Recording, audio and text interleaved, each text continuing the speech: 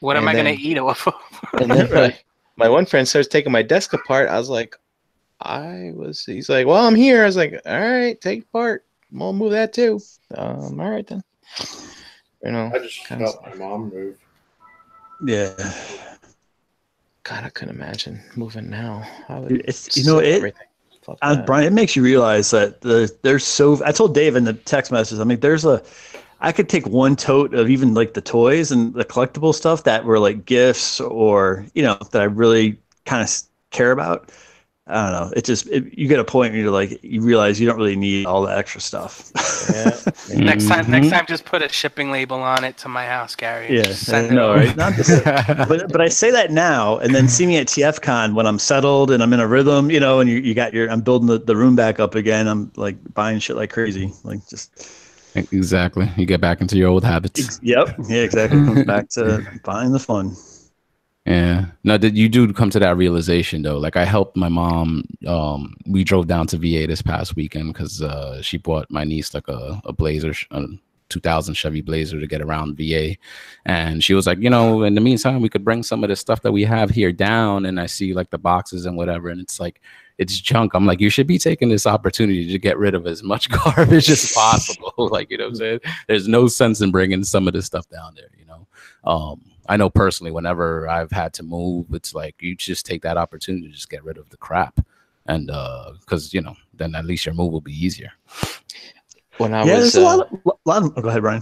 I was gonna say when I was digging stuff out for this last NJCC, I actually found a box of dishes from my apartment that I remembered. I was like, oh, I was gonna give these to my brother when he got his own place, but it turns out like they got their own stuff things. So I was like, oh, great. I should have brought the box of dishes to NJCC, made a few extra bucks, They're not fucking superhero related. Might have. Everybody was buying them. Dude, it's Corel. Don't say that, Dave. Don't say that. This dude Brink could sell anything. You know who drank out of this glass? Peter Cullen. It was Peter Cullen himself. Yeah, man. All right. What's up, everybody, and welcome back to episode 35 of Breaking the Mold. We took a break last week, but we're back strong, and we're glad you're back here with us. If you want the audio version of this podcast, we're available on iTunes and Google Play. Please remember to subscribe and leave a 5-star review.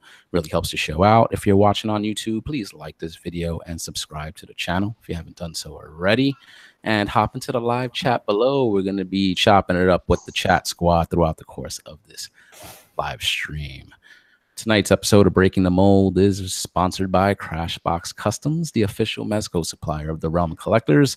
Visit Crashbox Customs on social media for all your Mezco 112 needs. Be sure to mention Realm when ordering for a surprise gift with your purchase. And also, guys, this is pretty much the last day to get in your Rockbox pre-orders at realmofcollectors.com. I believe it's going to shut down tomorrow night, 8 p.m. Eastern Standard Time. So, I'm not going to do the hard sale, just saying, get it in while you can. There's something special being planned. So, hey, can I tell them something about the Rockbox? Sure. No. Without blowing things up. Like, I know what's inside. So all I'm going to say is you guys that haven't ordered one, you're like, you know what? I don't want to do it. It's a t-shirt. No, it's more than a t-shirt. You're going to get a lot of nice shit. This is the dopest one by far. It just keeps getting better. So just pre-order it. You won't be disappointed.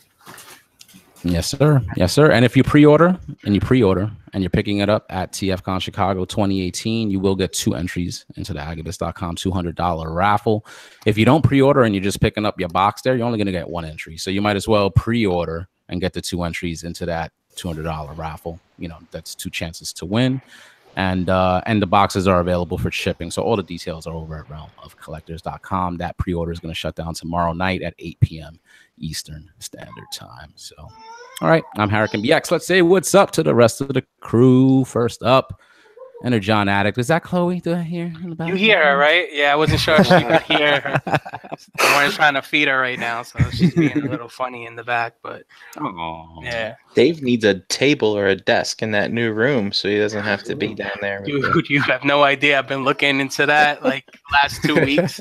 My problem is I gotta stop spending money on toys and start spending money on stuff for the toys. You know what I mean? Can't Like, you just like stack up some boxes or something and use that as a desk? I mean, I could, but I don't even have a chair. I'd have to take like a folding chair up there, or it's funny, Brian. I have this stool, so most of the time I'm in there, I'm standing the entire time, right?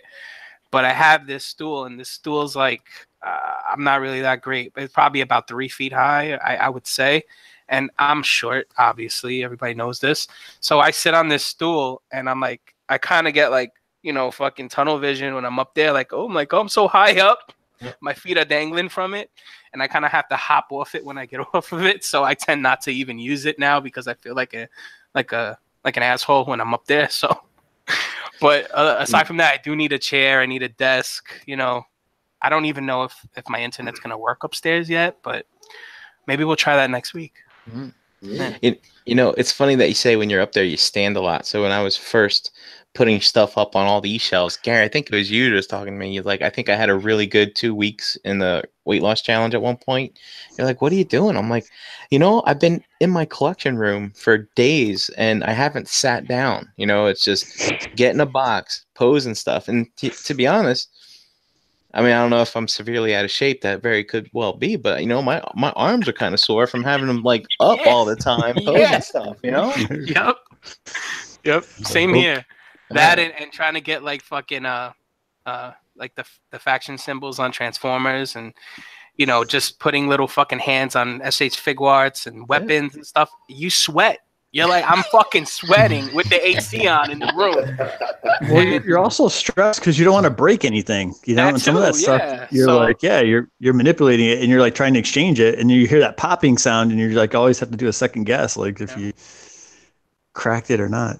Yeah, my adrenaline level is like at fucking 100 when I'm up there. So I probably the only reason I haven't gained 40 pounds is because I've been working on that room, because I've been eating like shit lately.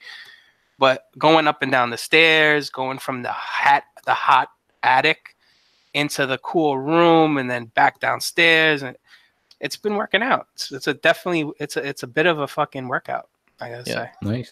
Yeah. Nice. It's a new collector workout. Stand up and transform all your Transformers. Hey, I had an interesting weekend. Our fellow member of the show, Mr. Dominic Grosso, is not on tonight again.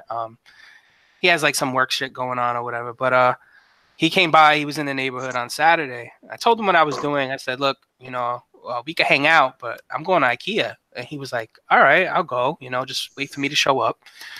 So he eventually showed up.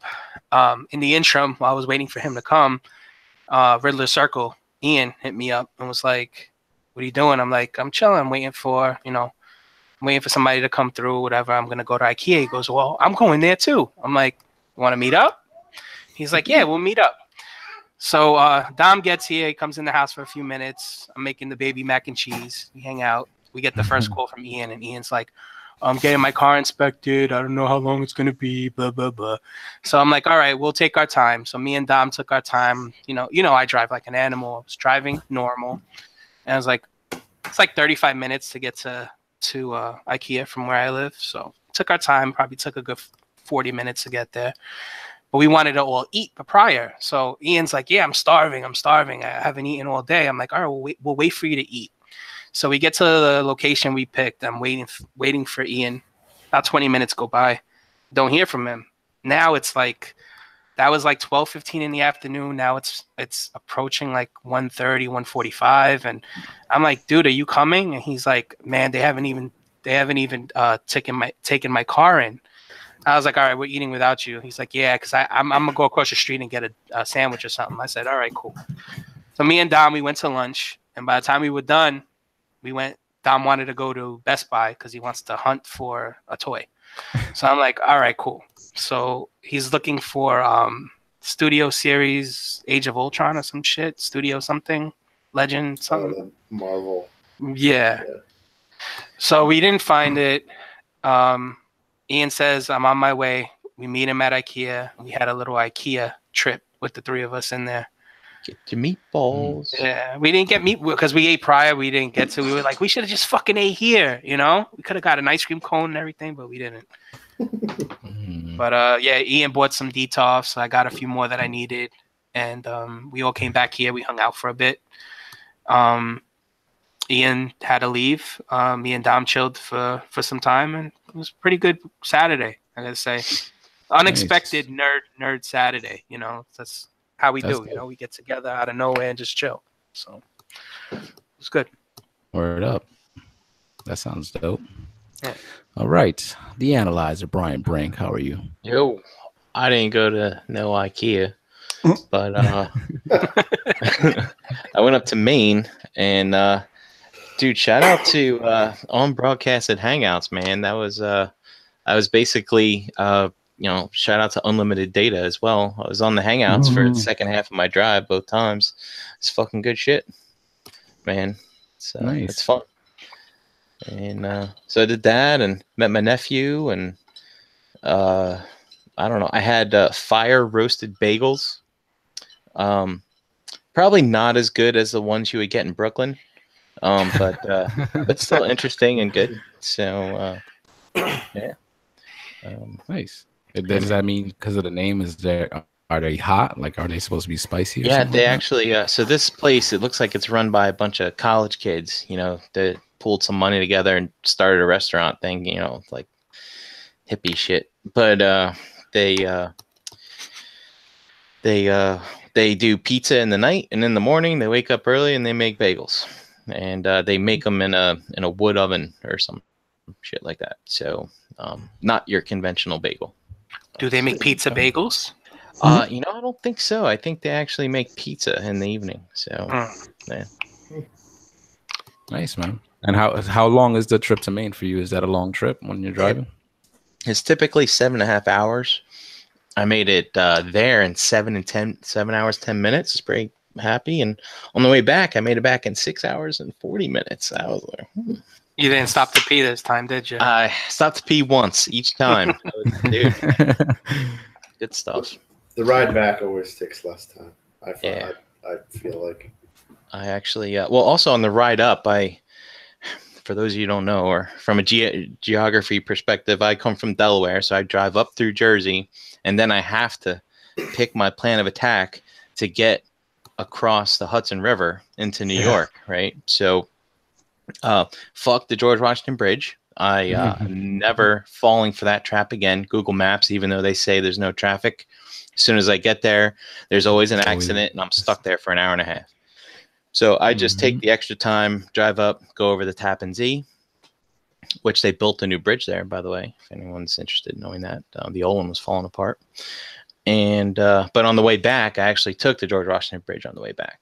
So I decided I wanted to get home and not add another 37 minutes to my trip. So yeah, worked out good. Nice. I like that drive. It's nice, and you pick the right time, and you don't get stuck in Connecticut traffic. It's fucking phenomenal. 78 miles per hour the whole way, basically. It's sweet. Nice. And you see all the people like doing 85 getting pulled over in front of you, which is also pretty sweet. 85, man. I got to be careful. I was hitting those types of speeds on my way down, but I ran into some traffic. It was an up and down road trip, so whatever. All right, cool. All right, next up, G Money. What's going on? Well, this will probably be the last time that I podcast from this old room at this house, I think. I don't think I'll have another Tuesday back here. So that's good. It's progress. Also been doing a lot of driving like everybody else. Seems to be a lot of moving in the realm. A lot of posts, isn't it? Right? It's I think Rob's moving, Daniel moved, Lenny had to move. Yeah. It's interesting. Lenny moved. Yeah, I was gonna say his MMC collection. He restaged that. Hey Gary, are you going to leave those shelves up there, or are you going to take them down, fill in holes and all that crap? What do you got to do? So you know what's funny, Brian? So I'm gonna leave them really because I was going to try and recycle them or let someone in the realm borrow them or take them and put them to use because I can't put them up in the new place. But I anchored them so well because I wanted to not worry about the weight I put on there that I'd have to like spackle and fix the whole wall. You know what I mean? It's not like a couple like nail holes. It's like I over engineered the brackets that are holding them. So yeah, they're going to stay. They're just going to stay. Not a bad thing. Yeah, they're just gonna stay. Leave it up to the new owners to take that. Yep. Yeah. Exactly. Yep. Nice. So you said that's your last Tuesday there. So you're pretty much wrapped up like with that house, right? When are you done for good? Well, no, we've got a couple weeks left. Or my wife does. I'm already working up in upstate New York, so I'll drive my Jeep up tomorrow with a few personal things in it, and then kind of just work for like the next 8 days, and then it's kind of exciting. We're going to go see Kevin Hart in DC the weekend of the 15th. He's there. So we staged our moving like after that weekend is done. So that's kind of our fault why it's been delayed about another week and a half. But I'll drive back down. We'll go out to DC, have a nice weekend, and then I'll take our 2 geriatric cats in the car and drive them up, and my wife will stick behind and just kind of be here for the movers to load everything up, and then we'll be done. So okay. Do your cats travel well, or are they just going to be whining the whole time? No, sir. One is almost 20 and the other is almost 19. So they are geriatric by the scientific definition. And no, they're pretty vocal the whole time. So what seemed to work last time what'd you say? Any JD? throwing up or anything? No, they're usually pretty good about that, but you can't give them any kind of, moderate, like a tranquilizer or anything to kind of calm them because of their age. But I get up real early when it's still dark out, and I put them in the crate together and kind of cover them in their blanket and stuff. So hopefully that'll work. Let me smoke them out in the bathroom. They'll fucking sleep the whole fucking trip on the way there. Yeah, your technique will make the older one that's almost blind start seeing again, I think, right? What happened to Kitty's cataracts? Her eyes are so clear. I don't know. Energon was here for a little while. That's so funny. And so all your stuff is your collection pretty much still been boxed up. Have you been able to take anything out in a new place yet? No, you know what? And I joked. I put a post up that I kept the Marvel Legends out just to kind of mess around with in the hotel room because Brian, I think it was one who said it. It's like you need to have a travel toy. I'm like, yeah, I'll take something out. And I'm so busy in this new work assignment that by the time I do the gym before I'm at the store 12 hours and back in the room, it's just in the it's fine. It's like anyone who's been in temp housing knows it's not your house. So it could be super nice and clean and modern, but you kind of go back and I just end up going to sleep. So yeah. It's fine. But I give you guys credit. Anyone who's had their collection packed away while they're planning for their display, what it looks like, and Dave's been sharing his, and Brian went through it, and Dom kind of does it. It happens to a lot of us. I'm so spoiled because it's been packed away for a couple weeks, and I'm already complaining about just not having stuff out to see for fun. It's been a whopping 21 days. So it'll be good to get it set up. Hulkbuster, Voltron, yeah, it's all Voltron. It's all safe and sound. Yeah, it's all safe and sound though. So soon enough, man. Soon enough. Yeah, the last thing I'll just say, no one wants to hear any more of this, I'm sure. It's just when it is packed away, I'm less inclined to spend money on anything. So I was doing all the changes of addresses, and it's funny, all the different online stores you realize that you shop at when you want to go in and change your home address, just so you don't make a quick purchase and forget. And I don't have it sent here. And I'm like, damn, I haven't bought anything in I don't know, 4 or 5 weeks. It feels like at least. So I guess it's good for the wallet when. It is. It is. Do you feel like you're almost breaking a habit in a way? Because we're so I know. What I've been doing lately is because I'm trying not to spend a lot either. I'm trying to really, really think hard whether do I really want this? Do I need it? Yeah, I mean, of course we don't need it. So I'm like, do I really want this? And I'll throw a bunch of shit in the cart, and now I just started I'll let it sit for a day, and then I'll go back the next day, and then I'll be I'll just delete it, because it's just okay, I don't think I need this, and it's been working for me, So 5 weeks without really kind of doing anything. I did go through my pre-orders just to double check how bad I wanted stuff. Some of the we've all been doing the Mythic Legions, and I had a few things on pre-order at Sideshow. So just to your point, Jose, just to kind of double check what that looks like. But JD had a really good point. We talked at one point. kind of the memory associated with stuff. So I'm trying to really be disciplined until TFCon. So when I'm hanging out with you guys and seeing other people, then I can, feel a little bit more empowered to make a purchase or two there and not really have to overthink it, and then kind of make it my souvenir, right? My kind of like memory from that event. So that's kind of been my motivation. I just keep telling myself, it's not too far away. It's several more weeks and we'll all be there hanging out. So yeah, almost cool. there. Almost there. Yep. Can't wait. Definitely. All right. Next up, Mr. Pigment Surgery himself. How are you, JD? Hey everybody! Hi. Hey. How are we doing? And there's a dog butthole. Yeah. He wanted to say hi too. Yeah. Yeah. The other one was in here. He could hear you guys through my headsets, and he was watching you guys. I don't know if anybody noticed him sitting there looking, but he was captivated. Yeah. They were listening today when he said he was gonna go see Gary and smoke out the cats. They were like, "Okay, we get some." Yeah, actually, that one, he was a little fiend. Had roommates here and there, and they would do that up on the third floor, and he would want to be up there. Oh shit! My kind of dog. Yeah, he'd just hang out and whatever. Blowing the after effects of Mr. Bubbles in his face. He's all for it. Oh man, well, how you doing, man? How are you, and how was your weekend, man? I'm doing good. Weekend was it was all right. It was pretty good. Worked and all that kind of stuff, and then worked on some Dio stuff on Saturday night and on Sunday night. But Chan and I have been playing a lot of Halo and Halo 2. So she'd never played it before, so. Bet you she's better than you now. Almost. She's getting there. But yeah, we beat the first Halo, and we're on to Halo 2. We're like halfway through it already. Oh, that's nice. That's fun. Are you playing those on the original? Like, what system are you playing them on? The originals or the Master Chief Collection? Okay. It's like all the Halos up to Halo 4. Nice. Yeah. So we're just having fun killing some alien bastards, and then yesterday went and helped my mom out. She needed some of her appliances hooked up and all that stuff, so we hooked them up. And we hung out, and my aunt and her kid and his wife and their kid showed up there, and then we left and we came home and ate, played more video games.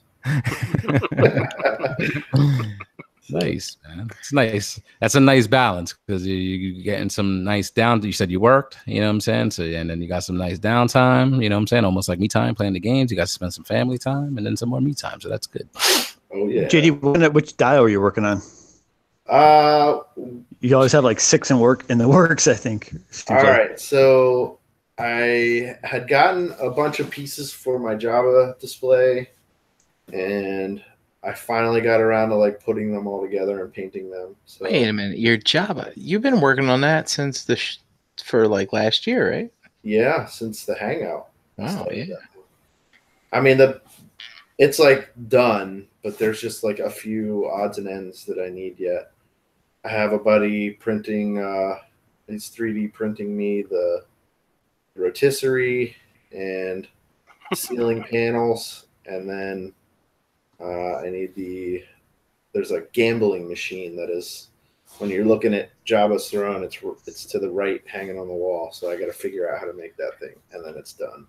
Are you using the movie to reference it, like watching it over and over, or like? Wait, where's the rotisserie? Yeah, what's the rotisserie? Is that the droid torture thing? The rotisserie? No. The rotisserie is behind his throne.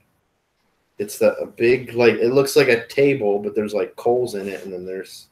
Is there like a rotisserie? Dude, is there a guy back there cooking shit? Is there a Gamorrean guard on the spit? That'd be funny. That would be funny. Now I have to go watch that again. I've never paid attention to that. And there's a Jawa back there with a big leaf fanning him. Chan did that. She got some fake plants and cut me a leaf for a Jawa, which was pretty cool. Nice. But then we were working on the castle some more. I painted a couple of pillars and I've been fixing the base pieces of it. So That's cool. Yeah. Almost mythic ready. Oh, we're getting there. It's almost done. We have one more wall to finish, and then which she's working on, and then I just have to finish painting the cave, and then we're on to like the little details, gluing in little pieces of moss and stone and stuff like that. So It's much better than what I got. I got my Mythic Legion standing on a stand I made out of constructs. I don't think that matches. It's not very good. And the constructs are all mismatched colors too. It's terrible. It's like standing them on like Lego blocks, right? Almost the same thing. You know, I did That's a different show. Well, How you JD, doing? Oh, go ahead. I'm good, man. I was gonna ask you, are you guys are like on a, are you giving yourselves like a timetable to get that big piece done, or you're just like, whatever, doing it as you day by day? Well, the Age of the Age of Decay pre-order is on its way to the States, so hopefully we'll have it by the end of the month, and hopefully we can have this pretty much tied up by then. All right. Yeah. All So right. just tying it to the release of the figures. That's cool. Yeah. That's cool. Are you gonna bring it to ToyCon and show it to the guys, the 4 horsemen there, and they'll just donate you a bunch of figures? But I would love to do that. Dude, that'd be Somebody dope. If somebody wants to buy me a booth like right next to them. That'd be fucking awesome, right? You could be like, "Hey, you should see this guy's stuff," and then you never know. Yeah. Look at him looking at us. Somebody wants to buy me a booth right next to me. Wink, wink, wink. Wink, wink. we'll just I thought about it though. we'll just set up a card table in the aisle and just fucking have you plop it down right in front. Good. I would hate for people to be putting their hands all over the shit though. So, JD, what if they said, we'll give you one of every figure we ever made if you give us this? So This display. You really? You do it? No shit. I'll make it even better. Like now that both of us know, we'd probably be upset about it, but like her probably more than me. But like she's put a lot of work into it too, and it's her first thing that she's ever built. But yeah, there's some sentiment there, man, and you can't do it. You can't let it go, or at least you need her permission. Well, yeah. You'd better ask before you make a deal like that. It's like, Jose, I still have the first joint we ever smoked. I have the clip still in my wallet. I saved it. There you go. It's No, I'm just memento, guys. Save that forever. That's great. Oh, man. How you doing, man? I'm good, dude. I'm good. I had a good weekend. Had some nice family fun time. Like I said, I drove down to VA very early Saturday morning with my mom and her husband. Dropped some stuff off at their house in Virginia, but the main reason was to drop that car off to my niece. She was going to school and work, and they only have one car down there, which my sister also works full time. So it's a little bit of a struggle to kind of, with them sharing the whip. So, the good thing is, though, is it's a 2000, so it's already 18 years old at this point. Yeah. Which you would think, like a 2000, back then, it's like, okay, no big deal. But I'm like, it's 18 years old. So they got it all serviced and inspected, supposedly, while they were here. It drove okay down there. I had gotten it up to some pretty decent speeds. But we did have to stop because my mom thought the car was overheating. So we kind of wasted like about 45 minutes somewhere like in Maryland while they were checking it out. And everything turned out to be okay. But once we got to VA and my niece took it out for a spin, it's like she drove like a mile and it went dead on her.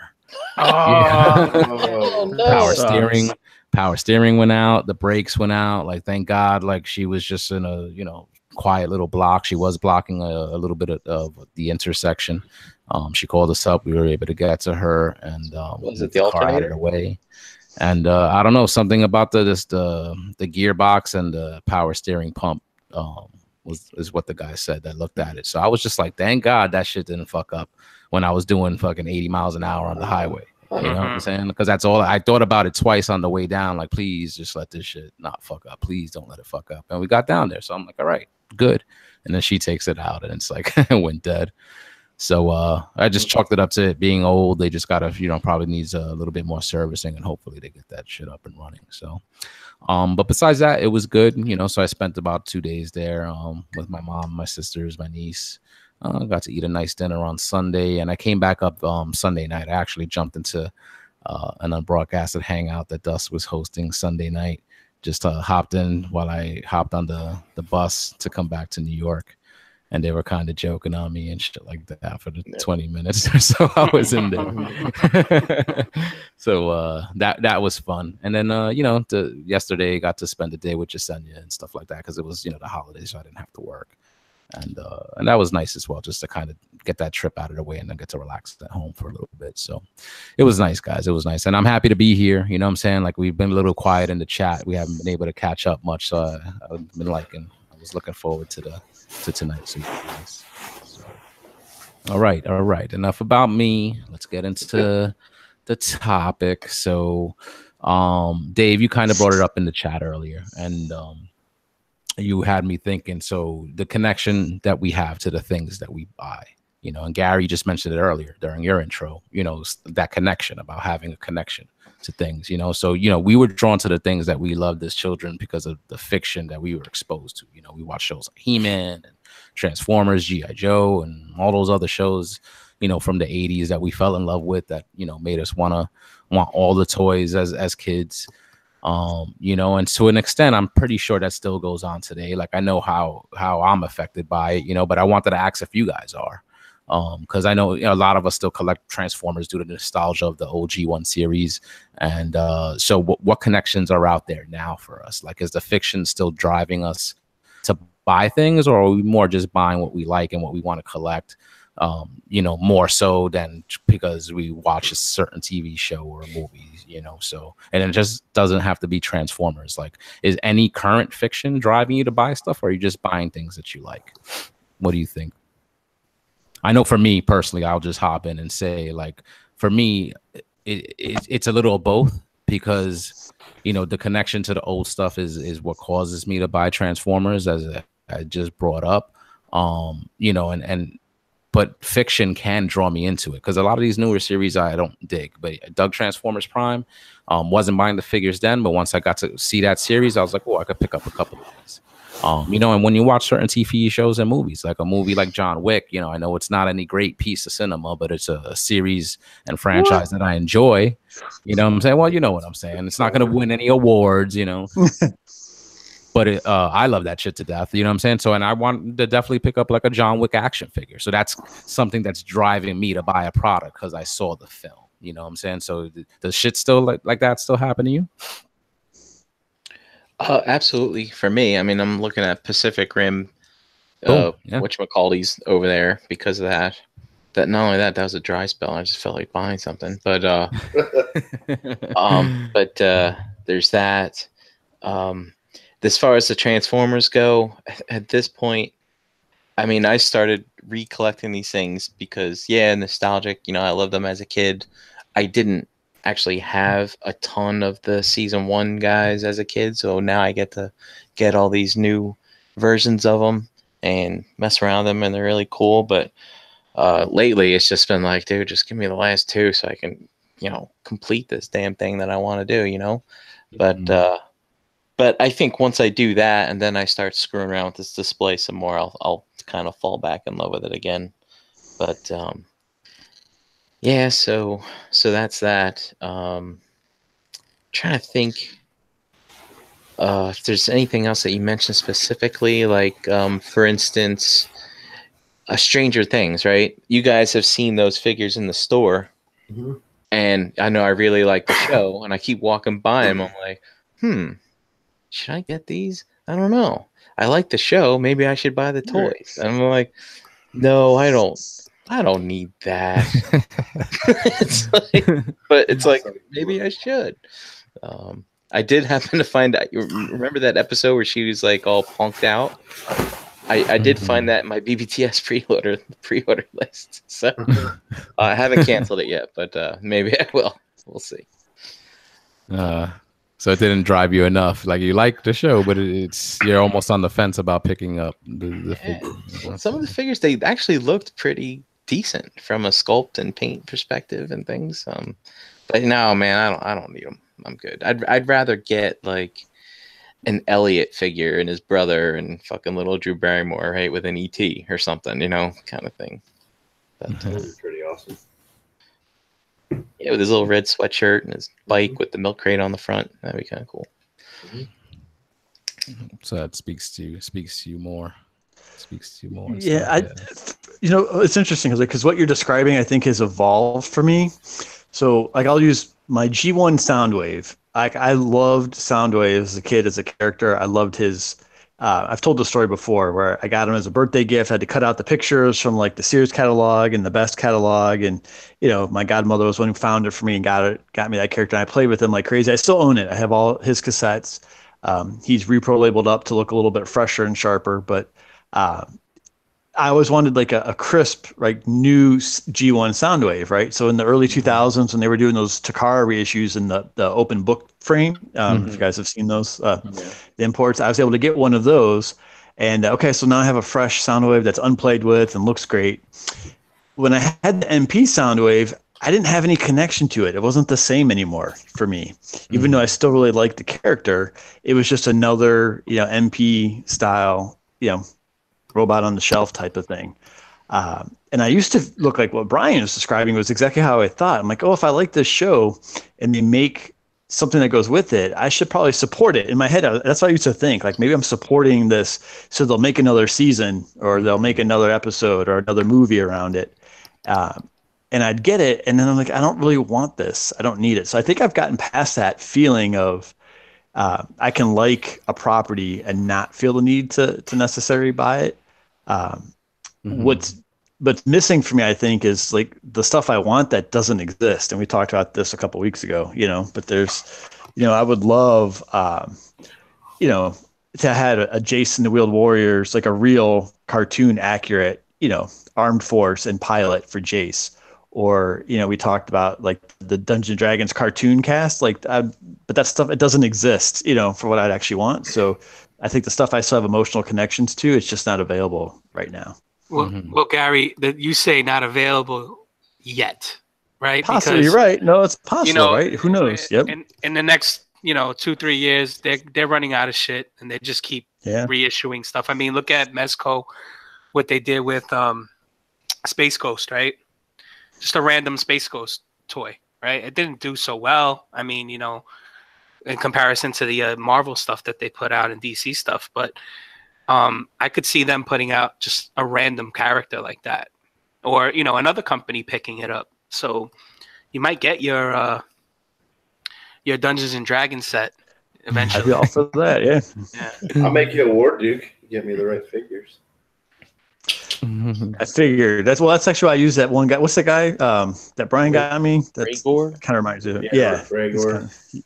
He kind of fits that bill. It's funny you mentioned properties like that. They it's gonna get too late eventually, right? Yeah. So I mean, I'm getting old over here. I'm not as old as some that are still in this game, but I'm a little bit older than some of you guys. And eventually it's gonna be like, I'm not buying this stuff anymore, right? I'm with you, Brian. Yeah. I mean, I was reading a thing today where Social Security is going to dry up by the time I'm 52. I'm like, and I'm buying all these toys, I just save my money. But anyway. Don't tell me that. I want to be blind a little bit longer. So now I hear you, G. I feel like we've all kind of gotten a little bit to that point. Like Dave, I know you got stuff, and I know you slowed down a little just because you're fixing up the room. So now you're getting more stuff for the figures than actually buying like figures. But and of course, just like as you try to focus your collection, you're just gonna be okay with just being like, okay, I don't need this or I don't need that. But Gary, there's not that many franchises out there like currently that are like pushing you to buy a certain product. Like like you went in on the Hulkbuster, so that's because you enjoy the MCU films and stuff like that. Like that, I don't know if that's gonna be like a good enough example, but do you find that happening like a lot, like nowadays, as opposed to when you were a kid? Or is it just like you said, like less and less, like you're just gonna pick the pieces that you want, and there's nothing that you're watching or reading that's driving you to buy this stuff? Yeah, no, I think you're right. I think it's really just the pieces, that I like, that I think look good, and are either display really well or are kind of fun to manipulate, and just kind of mess around with when you're watching like a movie or something like that.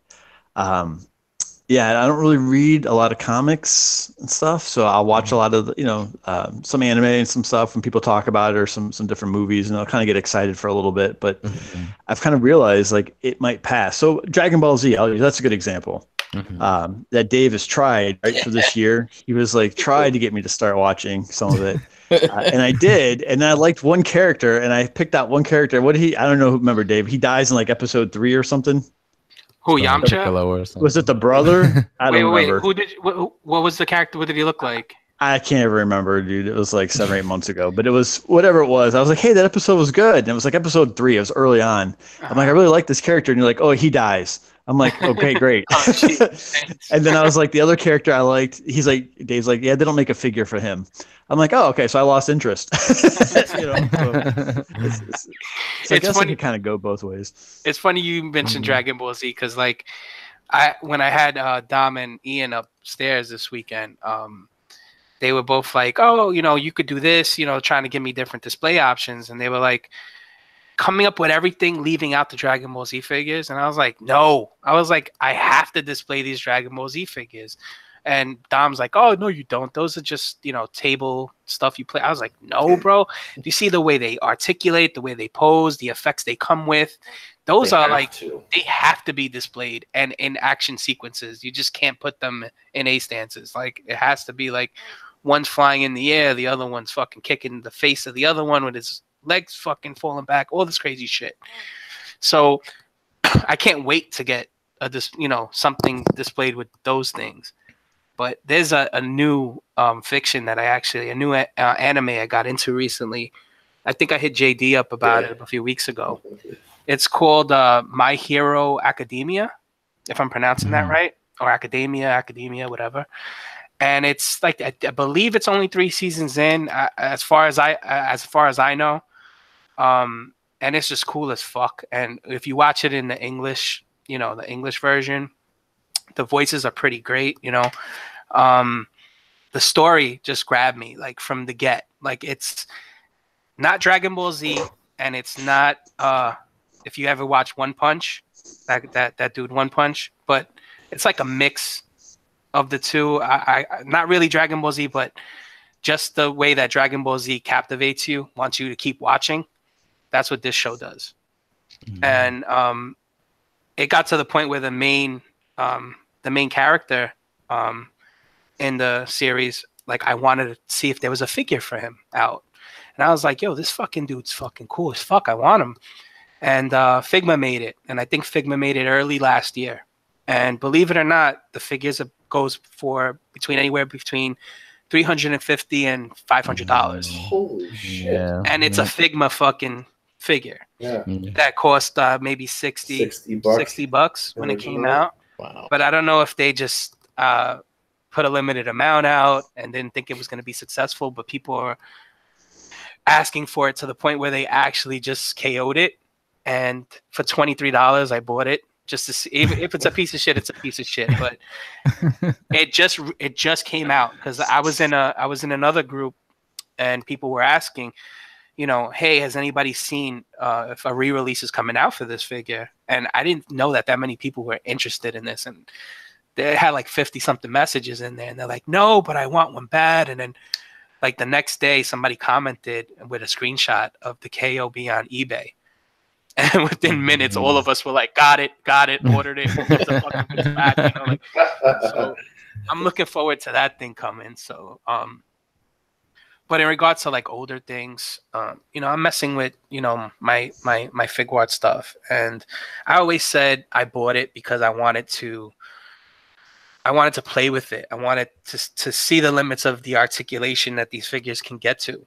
And I'm putting up in displays, and the way I'm doing it is to kind of bring that out in the figure, accentuate it, because if not, then it's just a Black Series figure with more points of articulation, and you're not using them. So what I did was I'll have like a droid with like a blast effect underneath him, like in the air, like if he just got blasted. I'll have a dead clone trooper on the floor. I have Grievous, the model kit that JD did for me, climbing over rocks, and troopers like fighting him back with Ahsoka flying in the air, like I have her on the stage act. Tamashi stand. Yeah, the Tamashi stand. Yeah. I have Chewbacca choke slamming a fucking stormtrooper, like shit like that. I have stormtroopers running, not necessarily just standing there. But that's what I'm enjoying out of it, and I'm kind of glad that I stuck with it, because at one point I was like, why the fuck did I buy all these little ass figures when I have the Hot Toys or the sideshow versions of them, which are display a lot better. They look more accurate to what what it is. But at the same token, you can't, like JD says, you're limited to what you can do with those things. So you can put it in a cool stance and it's going to look great. And you could eventually move it and play around with it a little bit, but you can't do this with them, Like me messing around with this stuff, it really has brought me back to a time where I was like, I don't know, kid, like a 12-year-old, a 10-year-old. And I'm like, holy shit, like I'm fucking actually fucking playing with fucking toys. I mean, I'm not fucking making pew pew sounds and fucking, You're doing it wrong, man. But I'm getting close to that. I'm like, oh, this will look cool if I put him here, and yeah, exactly, it's in my head. When I was a kid, not doing it out loud. Man, I had a fucked up imagination when I was a fucking kid. I remember my babysitter, I had no toys. Like if I forgot to bring toys to my babysitter's house, she used to have like these hairpins. Like they were like weird shaped, and I used to pretend they were spaceships because they kind of look like them, and I used to use my imagination playing with them. But now having actual toys that look like and can move like you want them to, it's dope. Because even as a kid, we had G.I. Joes were probably the most articulated things we had, right? So those are cool to play with. But like the Transformer stuff, not so much. They were very stagnant. They could only do so much. Their legs kind of stayed, like some of them just straight in a straight down position. And now that I have them, I'm like, holy shit, like this is cool. Like look at the different options I have for them.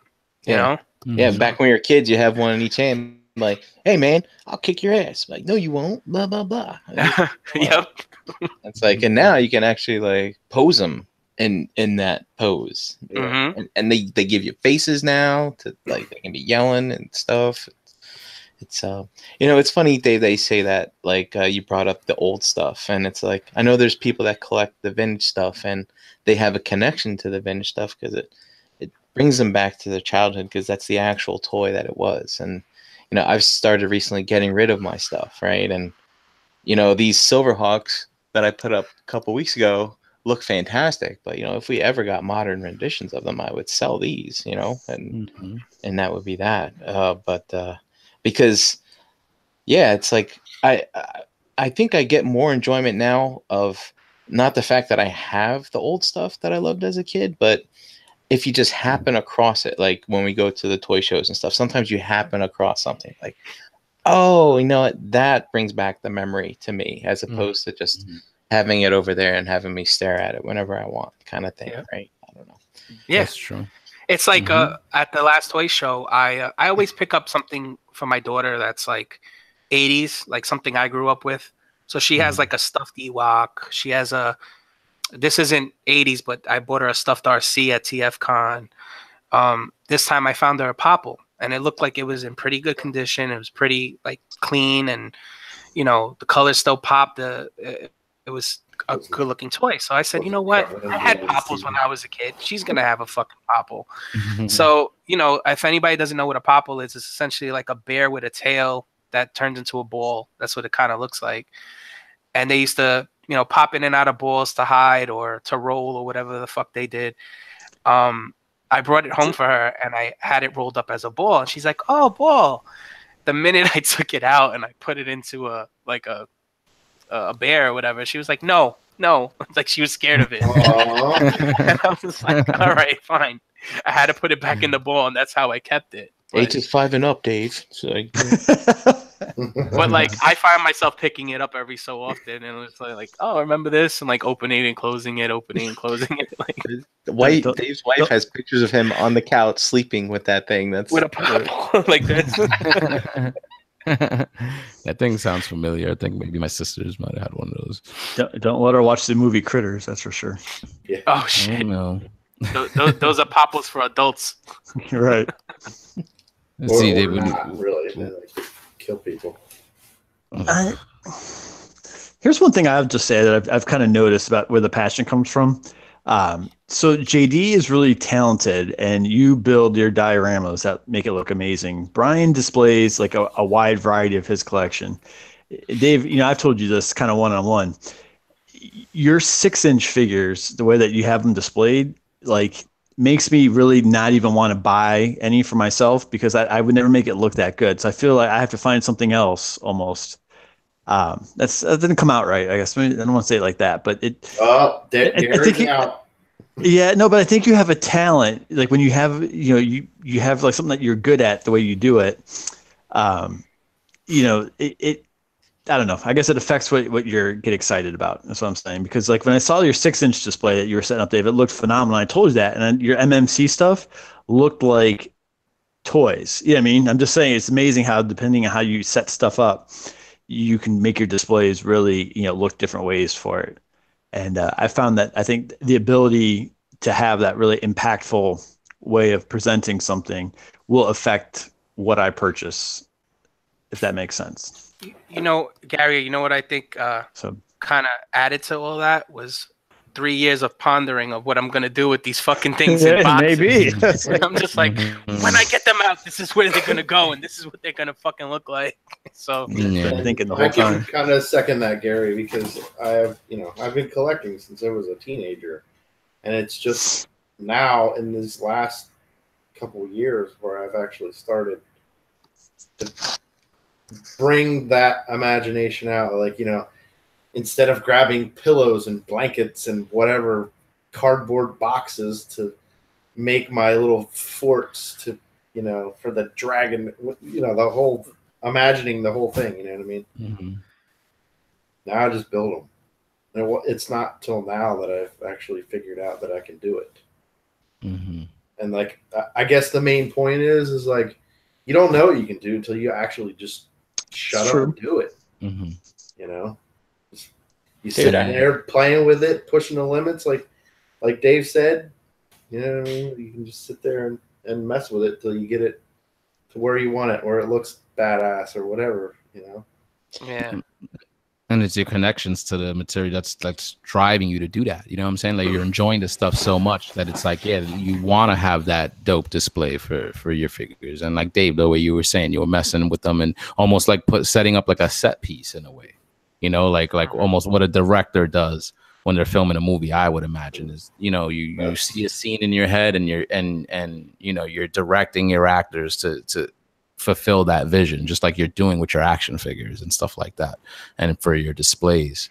And if you had like dials and stuff like that, like I was gonna ask, like, were you taking pictures when you're doing that stuff, or are you just doing it just for the fun of it? Because it's like you could be taking photos like of all that stuff, and I'm sure it would look pretty dope, like the way you would have it all set up. So yeah. And you doing that just made you realize the connection that you have to that stuff, and that you realize for yourself, but you still like that scale and can mess with those figures in that way, and you're still getting enjoyment out of it. Because like you said, and I know JD feels that way, like he doesn't get into the 6 scale stuff, like the hot toys, because you can't mess with it, and he likes to mess with things, and I'm the same way. I kind of like to mess with these figures, which is why I kind of like to buy the retail stuff, because you could just kind of mess with it.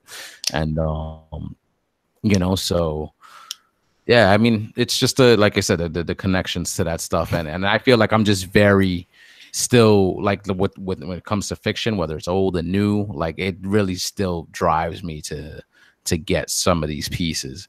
I'm just, you know, like Gary, just trying to be a lot more smarter about it as far as the pieces I pick up.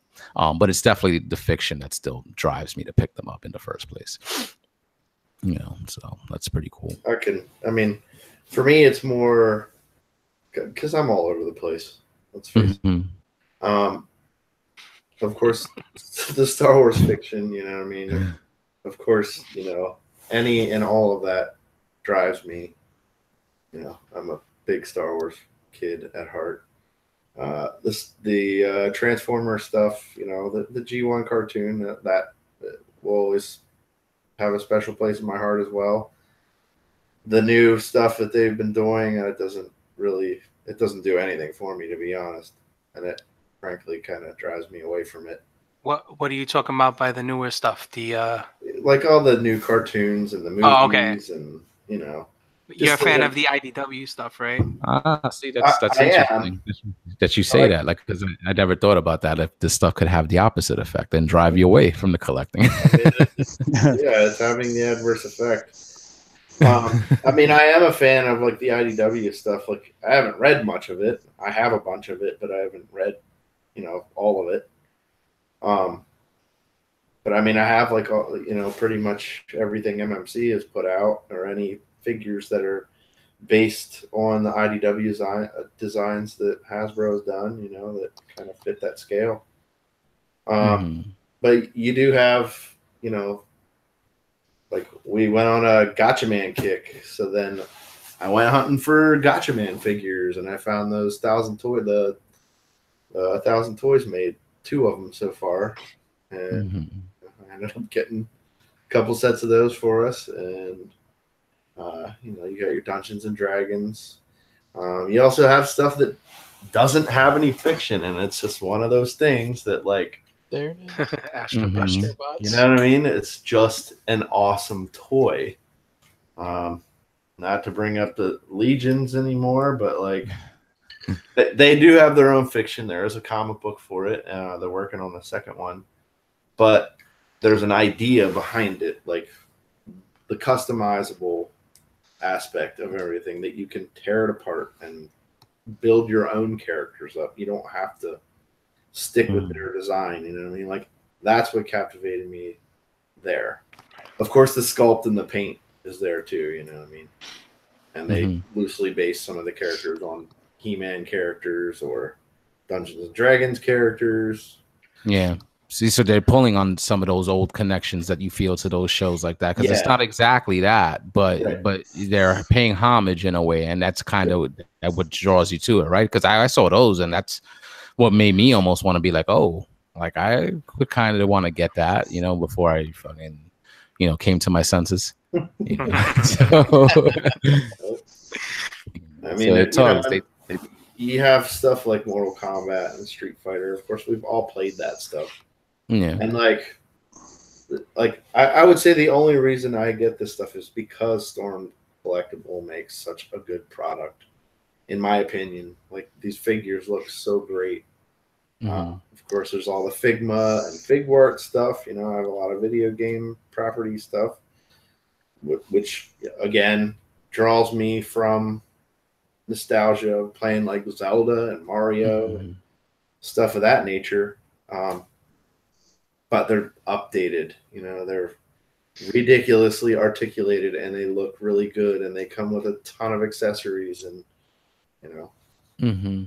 So yeah, and I think that's a nice little point too, like to what Brian said. Like, he could be happy with the newer, more modern, you know, better version of a toy of a character than, you know, than having the old stuff that he enjoyed as a kid. Like, I feel the same way, or else I, you know, want to collect all the G1 stuff again. Like, I'm glad I don't, you know, because I feel like I could, like he said, you know, pass by at a toy show, see that stuff, and it's like, that's enough, like, for that memory. You know what I'm saying? Like, I'm into, you know, all the bells and whistles that they could throw at us with modern releases as far as articulation, accessories, paint, stuff like that.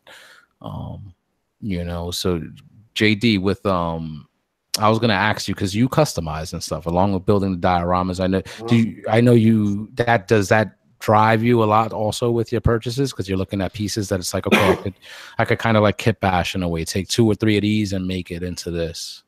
Sometimes I'll wait to see how popular the character is. I know if it's, like the Bespin Han that's hitting retail here soon, that's going to be one. I mean, just before they announced it, I started making a Bespin Han. Of course, they announced it like a week later after I started it.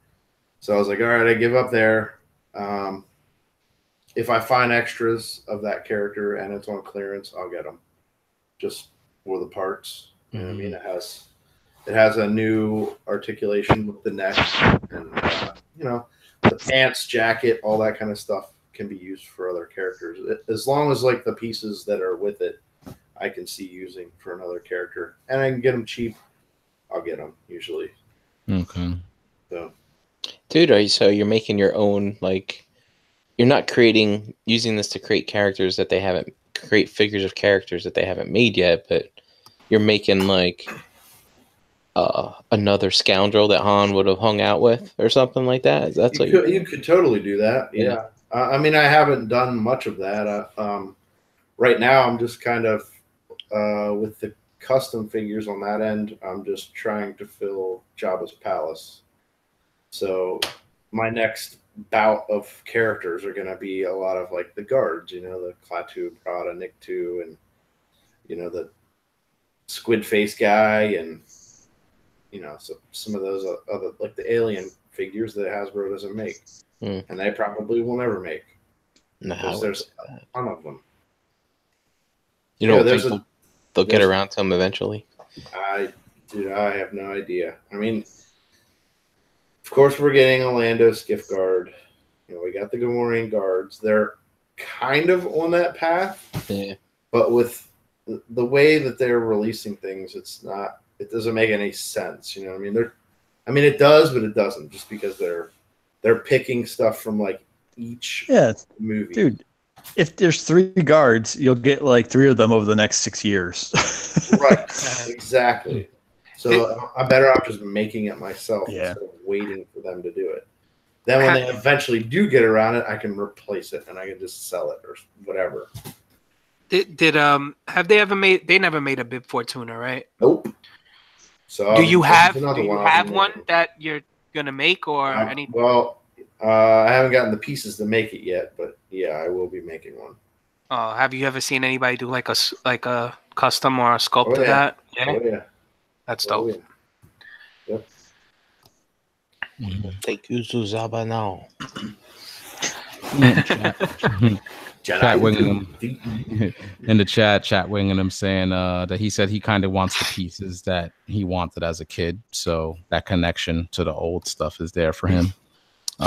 Mervin 48 said that he almost had everything when he was first collecting. He got out of collecting for a bit. He sold everything, so now he just cherry picks what he wants, which is hard because I guess certain pieces that he had are now like I guess hard to get. And hard to find for like a decent price. So yeah, that's just pros and cons of collecting. Josh says he digs the new Netflix Voltron. I know they were talking a little bit about that and picking up that piece. Let's see, bunch of them just talking in there. Ralphie the Vendetta is in there. Walter Young popped in there. So Big Kid Toys, Tyler the Collector. So they're having a good time. So thank you guys. Speaking of connections and stuff like that, and where we kind of get these connections from fiction, I'm sure like a lot of us are subscribed to some type of streaming service, whether it's Netflix, Hulu, or the like. There's so many out there nowadays. Some for free, but of course a lot of these things are paid for a lot of the decent content. So these channels usually only have a small window of time that certain content is available on these channels, which is unfortunate. Some of them have, I guess, long contracts where it seems like they're on there forever, but some things that we do like do seem to disappear. So I did see it. I remember reading about it months ago, but I forgot about it. And then, just browsing Facebook today, I saw a couple of posts about like Transformers Prime and RID like being removed from Netflix, which kind of sucks because I did kind of watch Prime from time to time through there and stuff. So how do you guys feel about that, like in general, like when a series gets removed from like a favorite streaming service? You know, like I know if it's something you like, that's not like a good thing, I'm Well, sure, but do you understand why that is? And if they do remove something that you like, does that drive you to kind of go out to buy the DVD or the Blu-ray? it really hasn't happened to me yet, but I know it's gonna. I hope I'm not like fast forwarding on your conversation, but we all know that Disney's gonna come out with whatever they already have out, or whatever the case may be, where anything Disney's gonna be available on their fucking stream. So I'm worried about things like, you know, like the Clone Wars, which I go back and watch on Netflix, and it's been on there for at least 2 or 3 years, as far as I know. Yeah, it's been on there. Right, for a minute.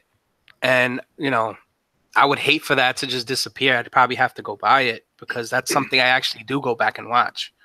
You know, because sometimes, you know, being in the nerddom that we're in, right? You know, you start talking to different people and they're like, oh, yeah, it was this episode where this happened. I'm like, I don't remember that. And I got to go back and watch it, you know? Or, you know,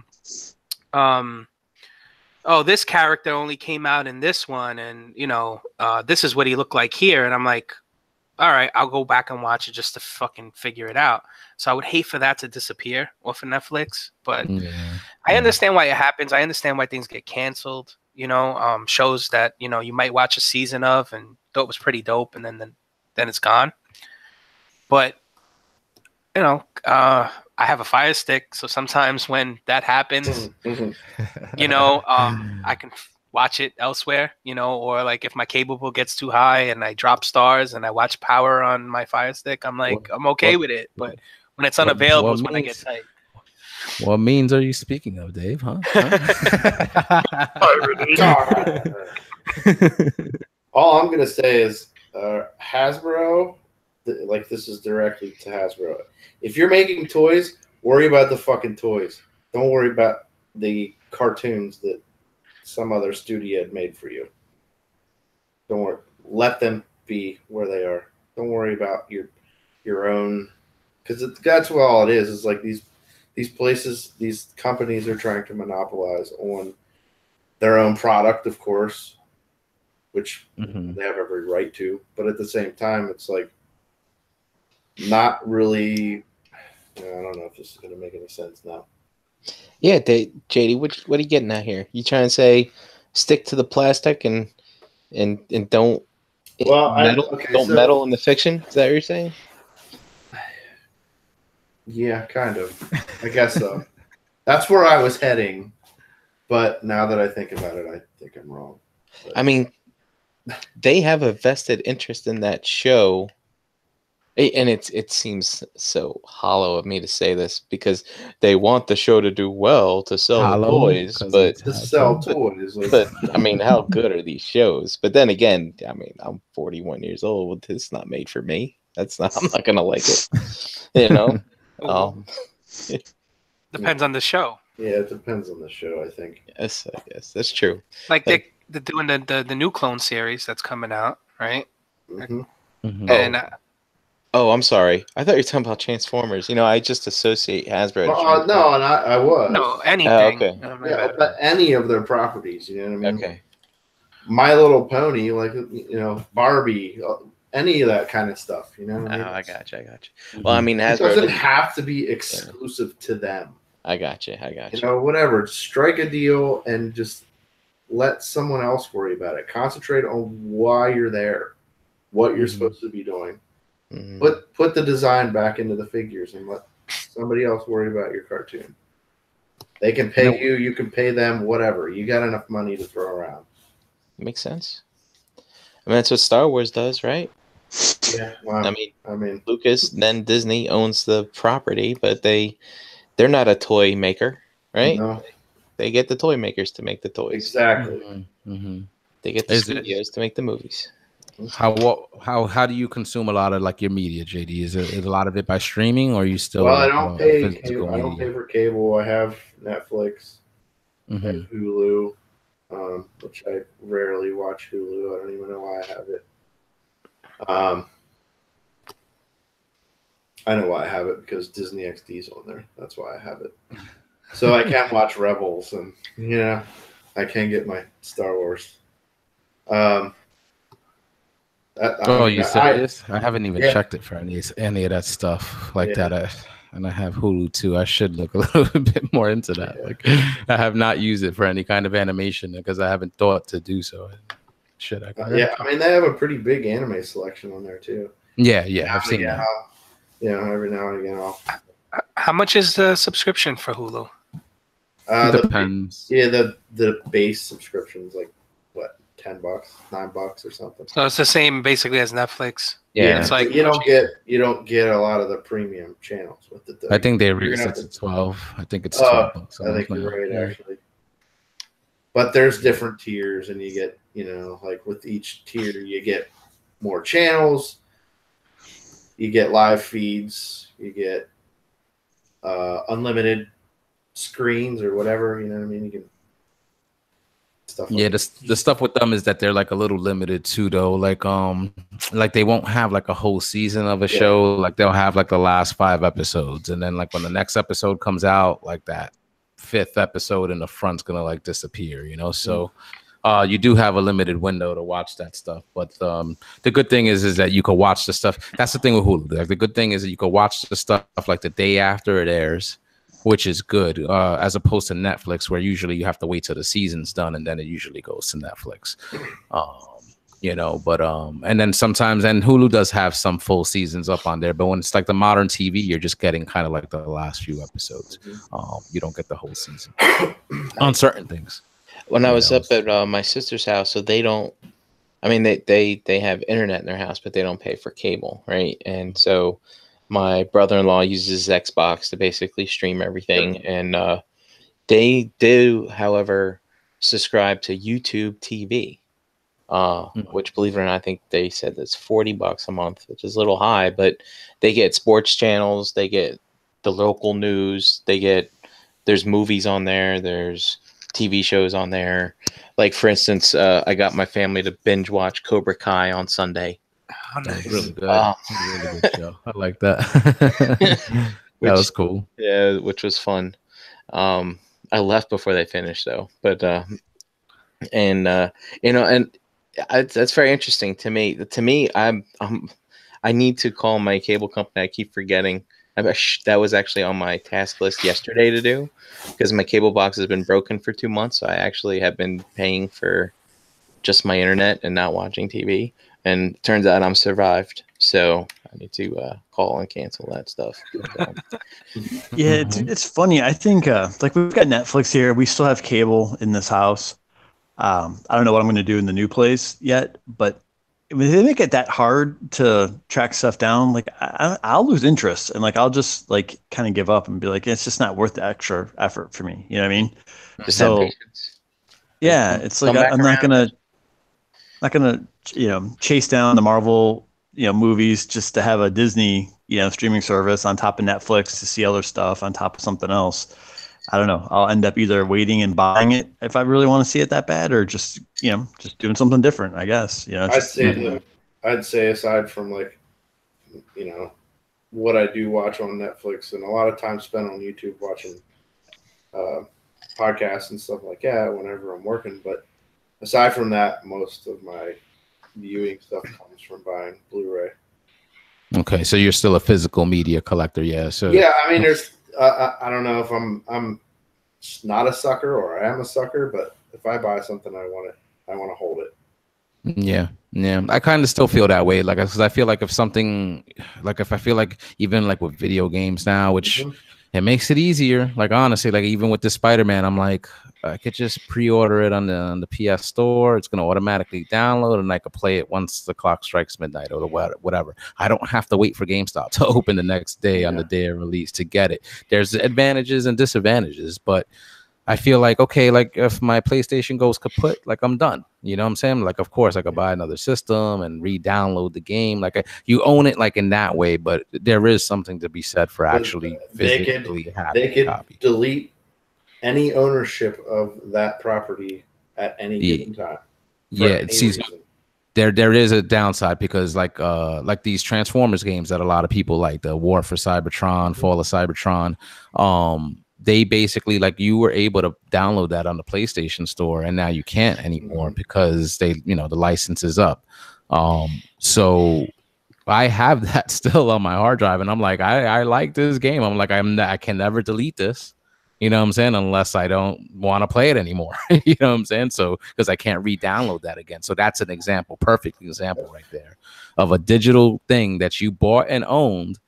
And if I decide to delete it, it's done. Like, it's gone, So pros and cons as far as that's concerned. I still do buy physical media also, but I find myself, since the streaming thing has, become such a thing, like, I've just found myself doing that more and more and more. Like, it's just easier, you know what I'm saying? Because it's just boom, click, you're there, as opposed to having to go to the shelf and take the Blu-ray out and stuff like that. But I do feel how you feel, JD. Like, I feel like if I don't have a physical copy of it, like, I don't really own it. Yeah. How does anybody else feel about that? You guys still like buying physical stuff? Dave, you said you got the Fire Stick and stuff, so you're. I almost did though this weekend. Like I said, we stopped at a Best Buy this weekend, shopped around, and I saw they came out with a Predator 1, 2, and Predators, like the 3 movies on a disc. I don't know if it came out recently or what, but they had like the regular disc, the Blu-ray, the fucking Steelbook, and I think the Blu-ray was like $11, and I was like, yo, I'm gonna fucking buy this. But then I said, I own all fucking 3 movies already. Why do I need it on Blu-ray? You know what I mean? Like, I don't fucking need this. So I left it. You know what I mean? But I almost did. Just because all 3 were all packed in together and it was in front of me. I think being there, would have, if I wasn't there, I would have never thought twice of it. You know what I mean? Even if I saw it online. But being that it was physically there, I had it in my hands for a few seconds and I almost purchased it. So, Dude, like, I'm going to make myself sound really old when I say this. I probably should just keep my mouth shut. But like, shopping for like DVDs, right? Even before Blu-rays stuff. Like, I remember it used to be kind of like a social thing to do. Just like a bookstore, right? Where you kind of maybe have a friend, you hang out, you go check out like new releases, and it was part of adding it to your collection that way. And I don't know, it's just obviously not quite the same. You just order it if you want it. Buy it on Amazon. It shows up at your house, so you don't have to do that anymore. So I can't tell you the last several DVDs or Blu-rays I bought were all kind of like B movies. That I just happened to find that came up in conversation somewhere. I tracked it down, on Amazon, and they were like $5, $6 for this. And yeah, I think I bought Deadpool 2 was the most other modern stuff. But it's not quite the same, I guess, as when you used to go kind of browse and look for stuff, just like anything else on. It's not the same. Like it's not the same. Like, I could watch Ewoks. Fucking the Ewok Adventure and the Battle for Endor, right, on a fucking 1 disc for fucking $10. But it's better if I watch the old VHS with the McDonald's commercials and fucking Chips Ahoy commercials in between, where you see George Costanza fucking dancing with a group of 50 people down the street for a fucking Big Mac, as opposed to watching just the disc. I tell you, it brings you back. I don't even have a VHS no more, but I did this maybe about 10 years ago. I still had it. And I watched it, and it was just a crack up watching the old commercials. Like, yeah, man. That brings you back. That makes you like almost like a fucking time machine when you watch shit like old commercials and shit. I still have my VHSs of the original trilogy that my dad taped for me off Channel 11 up there in New York, WPIX. Remember that? Yeah. And the old commercials, man, they're fucking awesome. I got the. I still have like some Thundercats episodes on tape that he used to tape for me with those commercials and stuff. I always paused it. And then me too. When I would record stuff. Yeah. I do that because you want to save as much as possible. Sometimes that couldn't be helped though. Like if you couldn't be home and you set the VCR to record, it's catching everything. But all my stuff was like, dude, I couldn't watch the Thundercats. It came on at a time of day I wasn't at home, stuff like that. So. Jesus, man, just even recounting that stuff, like recording on a VHS, setting it to EP so you get the 6 hours out of the tape, but the quality's not as good. Pausing it like you said, JD, like what I'm saying. I learned like the nuances of my player, so when I paused it, I knew when to pause it, so it would like end perfectly, and I kind of knew when it was going to come back from commercial, so I'd unpause it at the right time, so it'd just be like a nice flow. So what would you say watching porn is better on a VHS or on a fucking or on a stream? Because when you try to get back to that scene, it's like your thumb goes a little too far on that red bar, and you're like, fuck. But if you had the rewind and fast forward, you could do it right to where you needed to go because you could see it, Oh man, that's kind of like what Josh says here. He says he prefers physical copy versus streaming because the audio quality is richer on a physical Blu-ray it's versus true. a streamed digital copy. When I watch DVDs and Blu-rays, for some reason, that's the only time my center channel will work on my surround sound. When I watch stuff digitally streaming, I only get like the 4.1 surround instead of 5.1. I don't know why. Well, you're behind the times. It's all the way up to 7.1 now. Yeah, well, I don't got my room doesn't have 7 corners, so fuck that.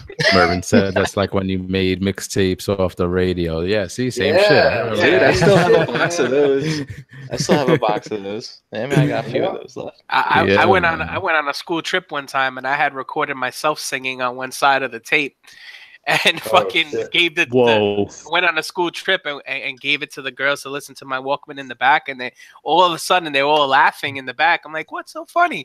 They're like, listen to this, and it's me singing like some fucking random R&B song. I'm like, get the fuck out. I was fighting them to take it back, and before you knew it, my whole class heard me singing, and I don't have a singing voice, so it was just bad. It was bad. Man. That's funny. Shit. Oh man, this episode brought me back. I tell you, brought me back. Yeah. Chat Williams says streaming is a flash in the pan, dude. Chat, I'm sorry, dude, but that's the future, dude. It's the future. Yeah, he's like, give me a hard copy of anything. Dude. He's saying buying a digital copy as a rental. So again, there are examples where that could be like if you've bought I guess they call it a license or whatever for a digital copy. If you can't download that to your thing and it's only accessible on the website. If they decide to take that off the website, that's it. You bought it, but it's not yours. So, do you guys remember the technology that Circuit City tried to pioneer in the late '90s called DivX? I used to sell it. I might still have a box of those discs. I was using them for coasters in my apartment back in the day. Right. What was it? Gary? What was it called? So Circuit City, right around kind of the late 90s when like DVDs were starting to come into the mainstream. They were still pretty pricey for a DVD player, like real pricey, right? You'd spend $250, $300 for a big DVD player. Circuit City was, and most movies you'd buy, like even like from the early 90s, you'd spend $24.99, on the DVD, maybe $30, right? They were pretty expensive. So the technology was such as you would buy this disc that was just like a DVD, but you could only play it X amount of times. Right. So let's say you bought this movie, you could only watch it twice, but that movie only cost you $8 instead of $30. And then if you wanted to reload it, you would pay another fee and you would reload it for 2 more viewings. Yeah, they actually hooked the unit up to the phone line, I think. Yeah, it was that sounds like that movie pass shit that fucking that the guys were talking on Mastership Piece Theater. Well, the spirit behind the idea was to get the players right into more homes by making the media cheaper. And trying to, sell the idea that you could increase your home media library faster by buying, these another disc. But what they missed out on is that most people who want to buy the media want to own the media regardless, and they want to own it. So that was it was a big miss that they, Circuit City gambled a lot on. But I think it was also I think that was like their first foray into competing with Blockbuster too, right? Yes, exactly. Yep. Like you could buy it for the same price as a rental, and then if you decided to keep it, you could pay more later, right? You got it. Yep, to watch it again. Yep. If you say, hey, yeah, exactly. Yep. And it would be a reason to bring people into Circuit City to have them shop for things. I'd fucking hate that. I invite everybody over and be like, oh, come on, we're gonna watch fucking The Last Jedi or whatever. and then fucking pop it in, and you're like, oh, you've watched it 2 times already, and then you look over at your wife, and you're like, yeah, oh, sorry, I pressed play by accident. And you're like, you did. I'm like, Dave, if you ever invite me to watch Last Jedi, I'm not coming. Just so you know. Oh, whatever. I just had I thought of something quick.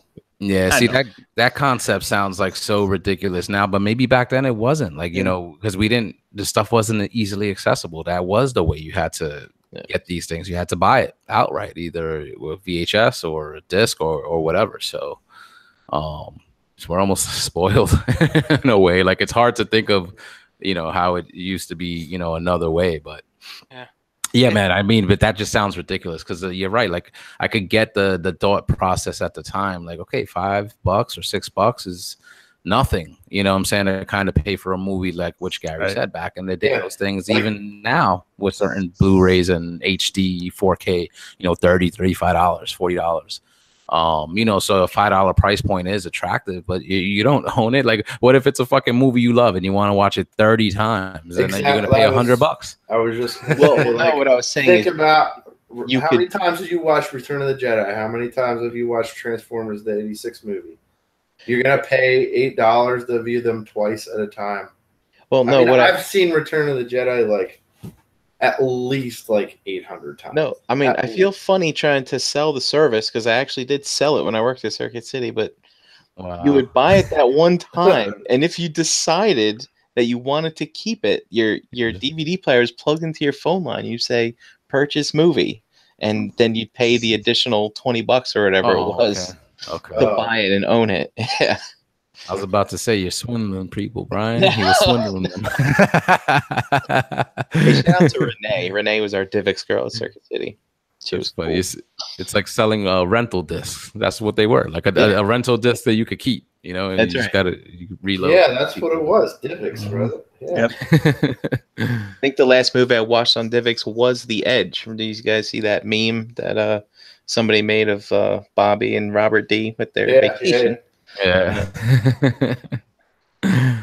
Oh man. So with all these streaming services, like are you guys, you know, it was nice when we had everything central in Netflix, but now everything is branching out. Like, I guess all these companies now in this modern age just seeing that Netflix model, and you know, they own this content and they figure, you know, why license it out to Netflix, I guess, if they could get people on their own platform. So how open are you guys to subscribing to these new things? I'm sure we'd rather just have a one spot, but Dave, are you going to do the Disney because you know, they're going to put their shows on there? If they do something like that where I can't watch something that's, you know, Disney related or, you know, Star Wars related, and I have to, I will. Just like like Netflix, I essentially keep Netflix because of the original series that they do. I like a lot of the shows that they do.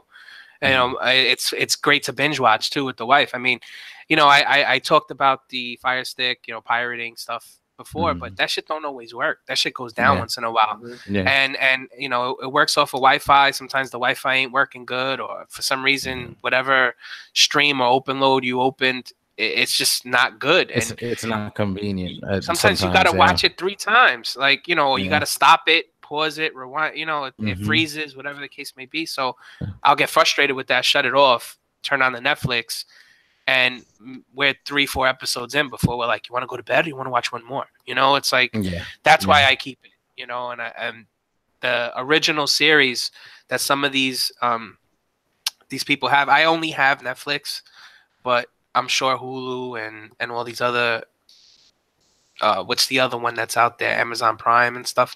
They probably have some decent shows. I just don't know about them. But if it was something that caught my interest, like if tomorrow Amazon Prime said we're doing a Lord of the Rings fucking spinoff show, I might be like, oh shit, I gotta go get it. Like, you know, you know, I got or watch it, you know. So you're still willing. So even if like Disney removes a lot of their shows off Netflix, you're still willing to keep the Netflix just for their original content. Like it's good enough for you to keep the subscription. Yeah, I might. Okay. I haven't got rid of it just because of that. Like, you know, because I would ask, like, since it's going to be, you know, DC, Marvel, you know, Disney. So I was going to ask if you just cut corners elsewhere, like, you know, because I'm not sure, you know, if everything that I like is taken off Netflix, and you know, I've been paying for Netflix forever, but I don't use it like a lot. It's just the convenience of having it there when you do want to use it. And same with Hulu. You know, I'm not sure now, like if a lot of the stuff that I like is going to be on DC exclusive. It's like, okay, is it really worth it to keep the Netflix? Is it worth it to keep the Hulu? Like I might just subscribe to the DC because they have the shows that I like. And then maybe deal with the other means like you mentioned. But again, it's just the ease of use. It's very nice just to click the button and boom, you're there. And like you said, before you know it, you're 5-6 episodes. And besides trying to struggle with the Cody. So pros and cons with anything. What about anybody else? Do you guys think like Disney and DC are gonna have more stuff than just these Disney and DC content? Because to me, for Disney, I mean, I don't buy a lot of physical media, but when this Infinity War one comes out and the mega super mega awesome super mega Blu-ray set comes out for those movies, and Amazon puts it on like 40% discount, I'm buying it.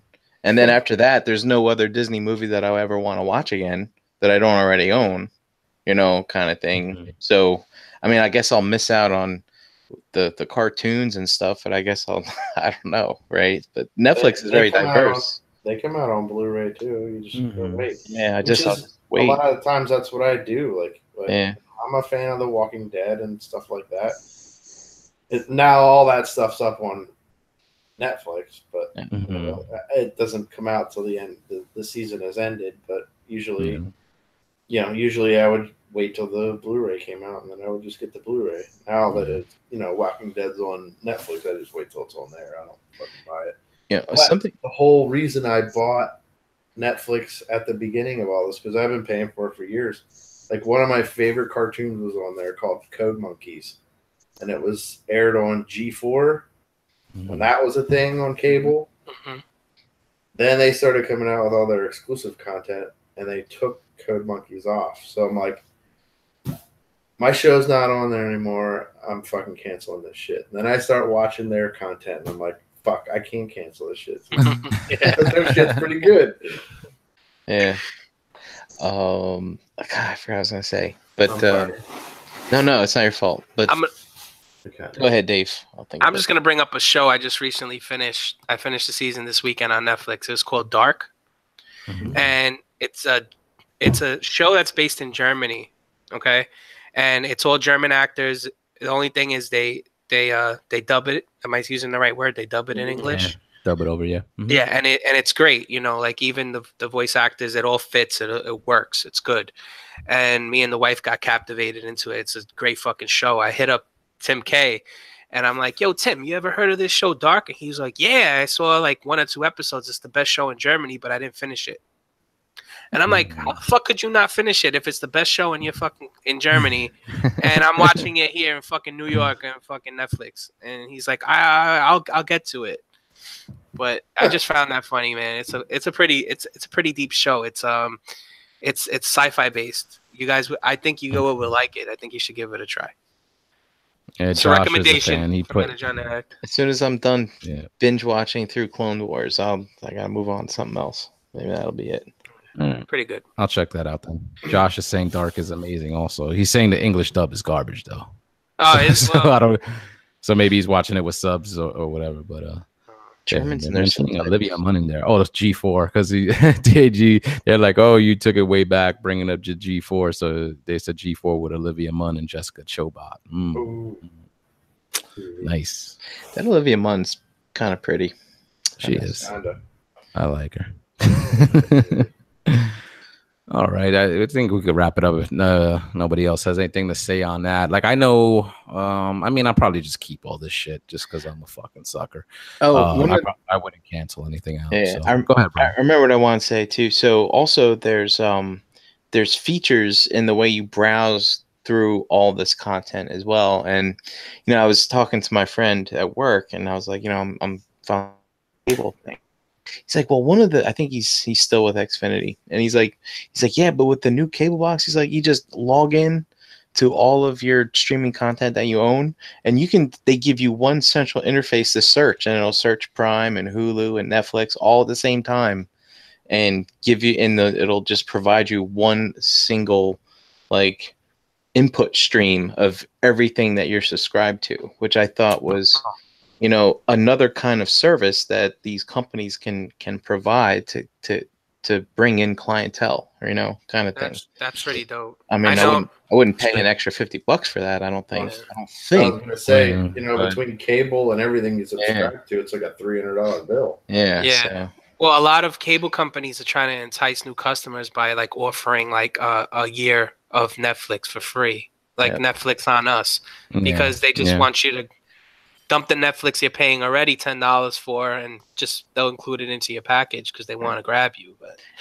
and same thing too. Like Amazon Prime will provide the conduit to stream HBO, so they don't give you HBO for free. You still have to buy it, but you don't have to use your cable provider as your conduit to obtain that. You know. Yeah, but you can also Exactly. buy it straight through Yeah. HBO too. You don't have Yeah, to yeah, you buy can it do through that too. anybody as long as you have internet. Yep. That's another one that I pay for too. you could buy HBO. I never knew that. Yeah, you Yeah, can buy it like straight up. HBO Go and even I think some of these other movie channels too. Same thing. Yeah. They have their apps. You just sign up with them, and boom, you have access to their See, content. Yeah, but previously you'd have to have a cable provider. Before, But yeah. now you just do direct, I think. Yep.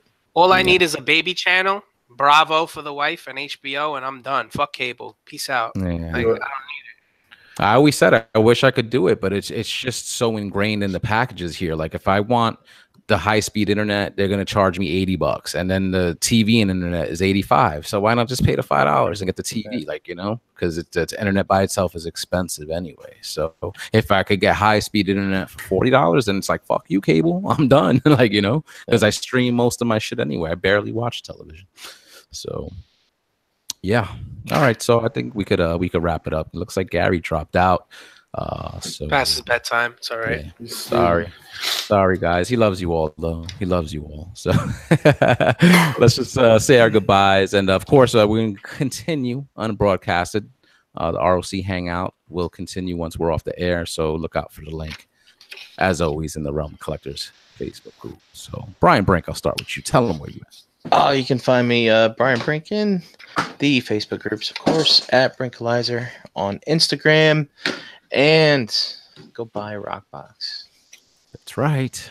That's right. That's right. Tomorrow, it's over. Oh, well, I'll let JD move on with what's coming up tomorrow.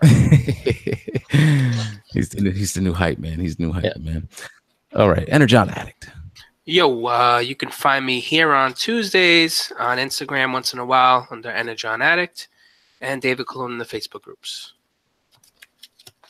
All right, JD. You can find me JD Brocious in the Facebook groups, Pigment Surgery on Instagram and Xbox Live. Here each and every Tuesday at 8 p.m.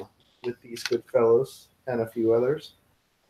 And Wednesday, I believe we have a new episode of Take a Bag. Yep. Nice. So It's this back. Season 2. Season 2. Brian and I will be there as long as Brian stays awake. Yeah, I'll stay with Set your alarm. I hit the that night. I hit the BTM chat out and I'm like, has anybody seen Brian? Looking for Brian. We You're can't about find to him. put the picture on the milk carton almost. Cool. So that'll be tomorrow night. Awesome. And as we said, Gary dropped out, so you can find him in Facebook's groups, Gary Allen, and check out Dominic Rosso as well in the R.O.C. Facebook group. You can find him there. Lovable, huggable Dom. All right. As for when my I'm not here for the show, you guys never shout me in. I shout you out. Oh. I shout you out. Nobody. It's all like, fuck him. He ain't here. Fuck him. Wait, it's not that. It's he ain't here again. Oh man, Again?